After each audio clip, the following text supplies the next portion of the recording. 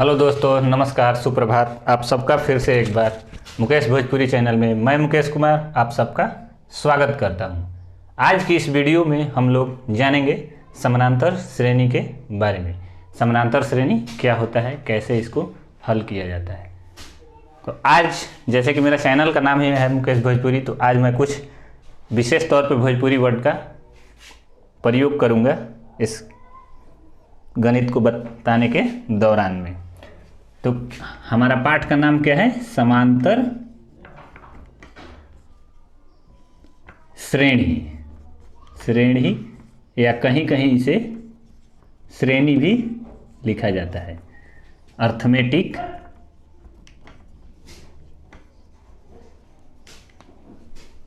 Progression.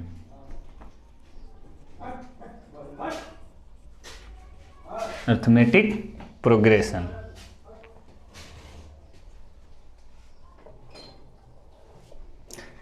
तो सबसे पहले हम लोग इसके नाम को देखेंगे।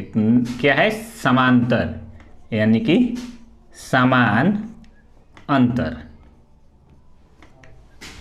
माने कि ऐसन कोनो श्रेणी या श्रेणी के मतलब एगो श्रृंखला रही, ऐसन कोनो श्रृंखला जौना में समान अंतर होखे, हर जगह बराबर के अंतर होखे। जेकरा के जैसे कि हमनी के गांव में पंच कहा जाला, उ दोनों पक्ष खातिर, पक्ष और विपक्ष दोनों खातिर उ समान होला। वैसे एमे समान अंतर होखे के चाहिए हर जगह, तबे उ समांतर श्रेणी हुई, ना तो उ अनुक्रम हुई, सीक्वेंस हुई। सीक्वेंस समांतर क्रम नइखे हो सकत।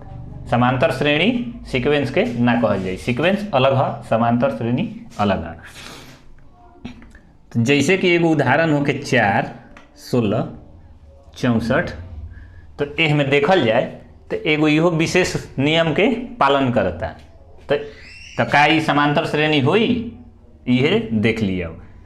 एमे 4 से गुना कैले बा, फिर एमे 4 से गुना कैले बा, बाकी डिफरेंस देखल जाए 12 के 48 के।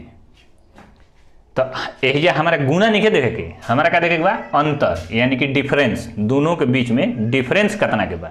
अगर डिफरेंस 4 के रही, समान रही, 5 के रही, 6 के रही, तो अगर डिफरेंस समान रही तो उ समानांतर श्रेणी का है। या ना तो एकरा के जैसे एगो खास नियम के पालन करके चली, सब में 4 से गुना, तो एकरा कहल जाई अनुक्रम। मतलब कि ये सीक्वेंस में है, एक विशेष रूल को फॉलो कर रहा है, लेकिन समांतर क्रम में नहीं है। समांतर क्रम एक गांव में आप लोग कभी देखे होंगे, गांव देहात में एगो सीढ़ी हर एक घर में अधिकांशतः में मिलिए जाला।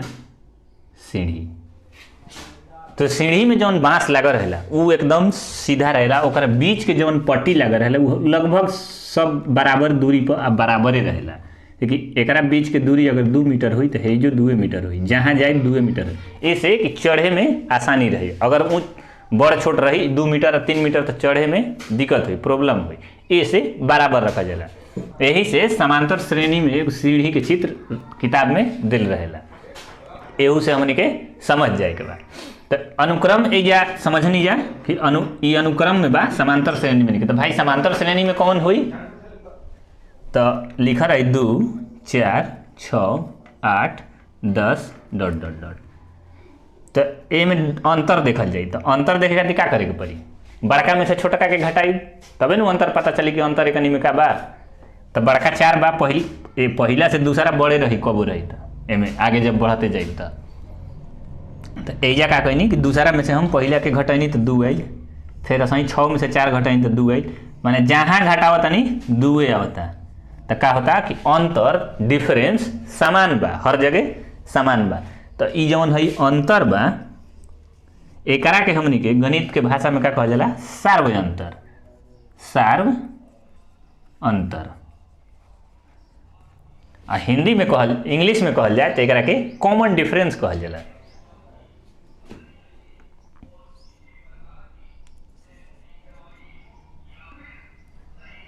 Common difference.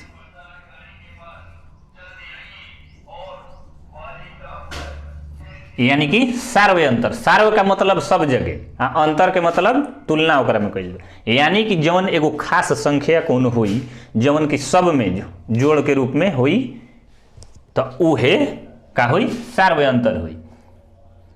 तो एगो तो समांतर क्रम में हो गई, यानी कि सार व्यय अंतर जौना में समान बा समांतर क्रम में बा, हे में सार व्यय अंतर समान ना रहे तो अनुक्रम में रहे, श्रेणी क्रम में ही रहे, आई समांतर श्रेणी में रहे।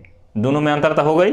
समांतर श्रेणी समझ में आ गई कि समांतर श्रेणी होखे खातिर खास नियम के पालन करी, आ उ नियम ई रही कि पहिलका संख्यावा में एगो है जवन खास अदमिया बा, एगो है जनरल आदमी रही आ एगो है खास आदमी रही।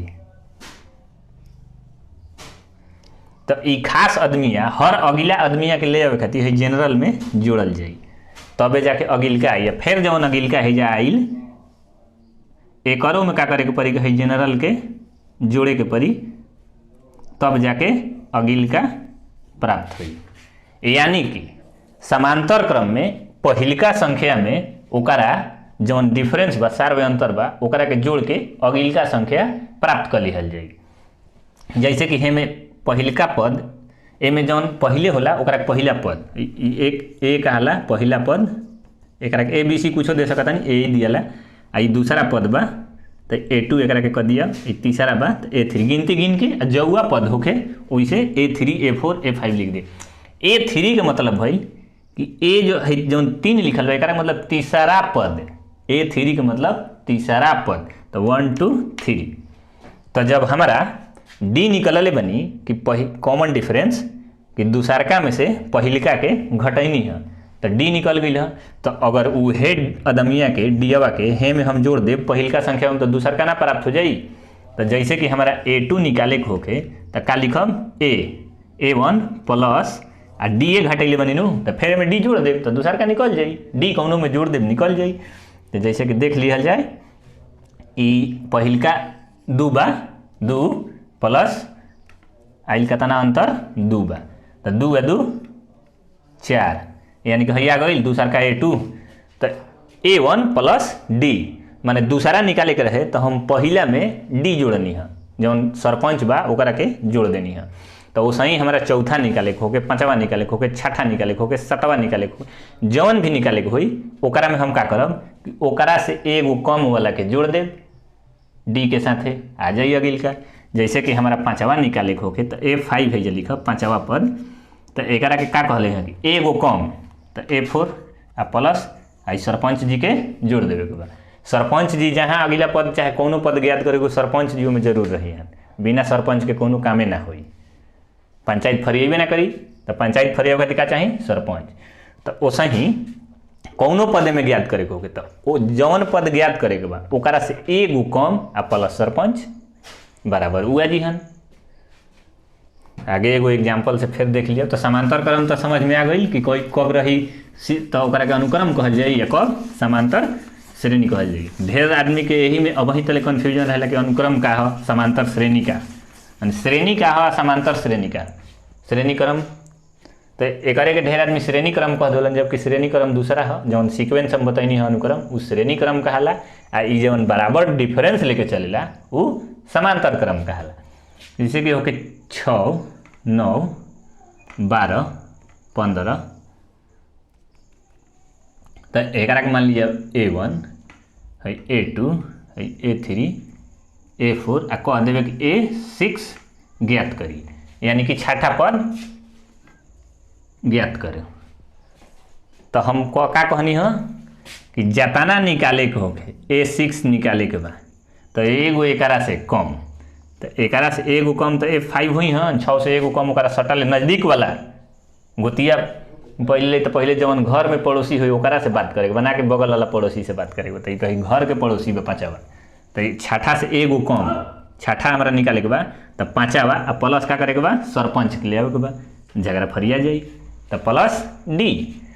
तो अब हमें हम का करब कि D निकाल ले। तो D निकाले खातिर का हुई बताइए कि बड़का में से छोटका के हमेशा घटाव में, यानी कि दूसरा में से पहिला के, तीसरा में से दूसरा के, चौथा में से तीसरा के, पाँचवा में से चौथा के, माने पिछलिका में से जौन आगे बा ओकरा में से पिछलिका के घटावत चल जाएगा, उहो में सटले वाला के, इना जे एगो हेकर घटा दिया एगो हेकर घटा दी तो उ काम ना करी। तो एहिजा का काम करी, तो एहिजा काम करी D अगर केनियो निकाले के होके कॉमन डिफरेंस, एहिजा D जवन बा स्मॉल d लिखल जाला, कैपिटल D लिख दे तो विविधकर विवेचक हो जाला, ऐसे एहिजा स्मॉल d लिखला। डिफरेंस। तो डी बराबर होला A2 माइनस A1 या आप कहिए A4 माइनस A3। ऐसा ही बड़का में से छोटका के, बड़का में से छोटका के, बड़का में से छोटका के, 11वां में से 10वां के, 12वां में से 11वां के, 13वां में से 12वां के, 14वां में से 13वां के, जौन कही ओकरा में से सीधे एगो कम वाला घटा लेबो, उ आ जाई सरपंच आ जीहन, यानी कि डी आ जीहन, कॉमन डिफरेंस। तो जब डी आ गिलन तो हेजा हम ल एकरा में से 12 में से 9 के घटा देतनी, 12 में से 9 के घटा ल या 15 में से 12 के घटा ल। डी हर जगह बराबर आई, ना आइल तो समझ कि केनी गलती कैली बड़, डी बराबर ना आइल तो, ना तो समांतर क्रम में नहीं खे। दुए गो कारण हुई, या तो तू गलती कैल ना तो क्वेश्चन गलत बा, समांतर क्रम में नहीं खे, दोसर एक कौनो निदान नहीं खे। तो जब हमारे डी 3 ज्ञात हो गई, हेजा का बा ए छठा पद ज्ञात करे के बा A6, तो लिखले बनी कि A5 प्लस में डी। तब पाँचवा पद, तो पाँचवा पद में से गिनब 1 2 3 4 आ पाँचवा पद हईले नहीं खेजा, तो कहाँ से हम पाँचवा लिखब। तो जब हमारे चौथा बा आ का कहनी है हेजा कि चौथा में हेकार जौन घटैले बनी उहे जोड़ देव तो पाँचवा आ जाला। तो घटैनी है तो 3 बात है, 19 एकदम फिक्स बजे पाँचवा हुई,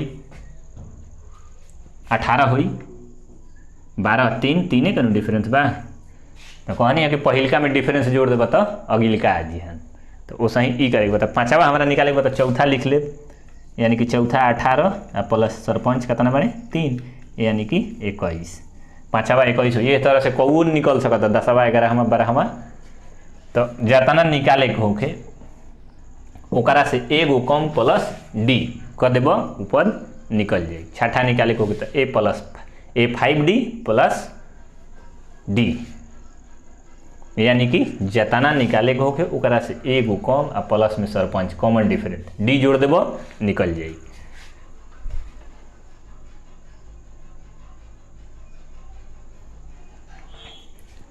तो आज के वीडियो में अतने रह दिया था।